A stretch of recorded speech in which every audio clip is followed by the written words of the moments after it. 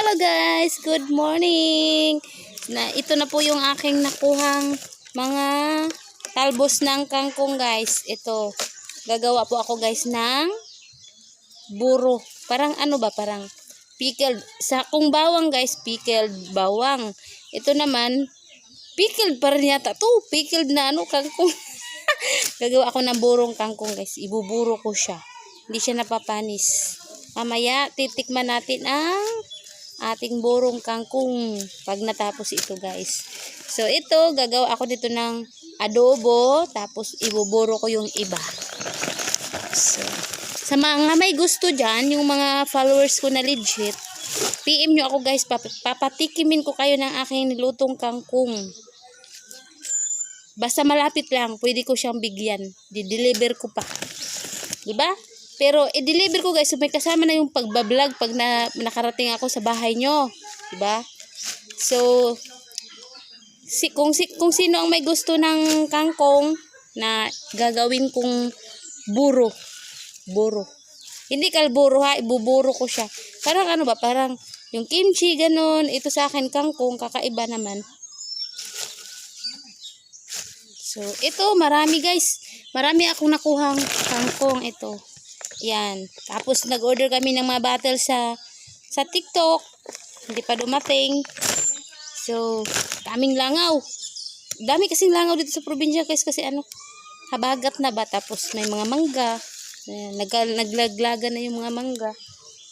So, ito, lilinisin ko lang.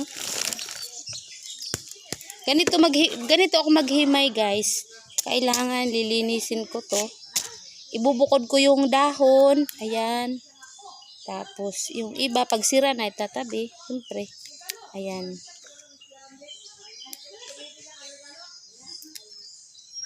Ayan. Tapos, ito, ibubukod din natin to. Ayan, ganyan. Tapos, ibubukod to kasi gagawin din natin tong buro, guys. Tatabi.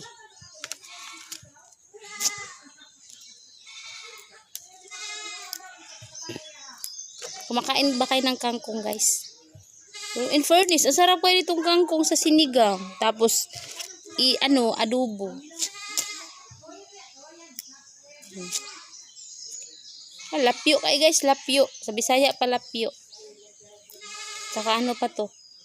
Preskong presko kasi galing pa dun sa sa farm na kinuhaan namin.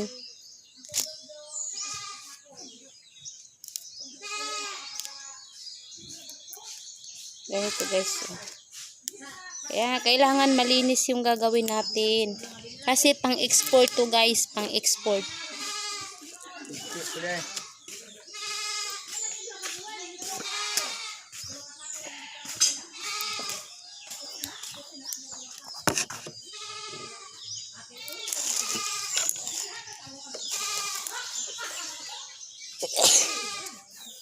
Bye-bye. Pagkatapos ito guys, papakita ko sa inyo kung paano ko gagawin yung aking gagawing kangkong.